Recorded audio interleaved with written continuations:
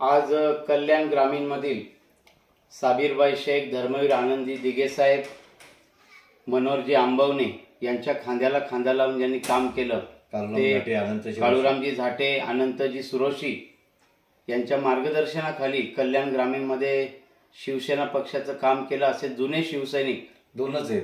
सन्माननीय रोहन गावचे माजी सरपंच पुंडलिक गायकर, तसेच चौरे गावचे हरिभाऊ शेलार, तसेच बाळाराम भोईर यांनी सुद्धा शुभेच्छा दिलेल्या आहेत। या शिवसैनिकांच्या वतीने आज माझा 41वा वाढदिवस या ठिकाणी त्यांच्या घरी साजरा करण्यात आला। खरं तर 1 मे पासून आपण वाढदिवसाला सुरुवात केलेली आहे। उद्या 1 जूनला माझा वाढदिवस आहे। 1 जून ही वाढदिवसाची तारीख आहे, परंतु महिनाभर मुरबाड, कल्याण, बदलापूर, अंबरनाथ भागात आपलं काम पोचावं लोकांच्या पर्यंत, कारण मुरबाड विधानसभा हे आपण ध्येय समोर ठेवलेलं आहे आणि तशा प्रकारचं काम आपण कल्याण भागात, मुरबाड, बदलापूर, अंबरनाथ भागात करत आहोत। आणि मला खूप आनंद झाला की मी बऱ्याच जणांच्या वाढदिवसाला जातो, आमंत्रण आल्याबरोबर ऊन असो, वारा असो, पाऊस असो, त्या माणसाच्या वाढदिवसाला गेल्याशिवाय मी राहत नाही।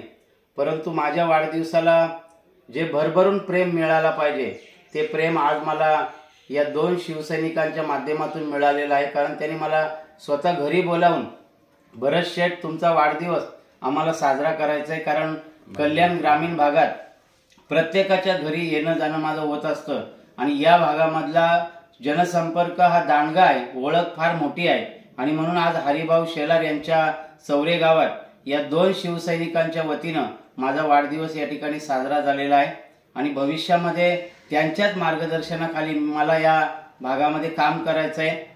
विद्यार्थ्यांसाठी, ज्येष्ठ नागरिकांसाठी, लोकांच्या अनेक अडचणी, समस्या जे काय असेल ते पूर्ण करण्यासाठी काम करायचं आहे। मुरबाड विधानसभेला खरं तर भरत दळवी ही एक फार मोठी संधी मिळालेली आहे, परंतु लोकांनी त्या संधीचं सोनं केलं पाहिजे। कारण काही ठिकाणी मला लोक म्हणतात का भरत दळवी सर, हे मुरबाड विधानसभेला लाभलेली एक संधी आहे, फक्त लोकांना त्या संधीचं महत्त्व कळलं पाहिजे।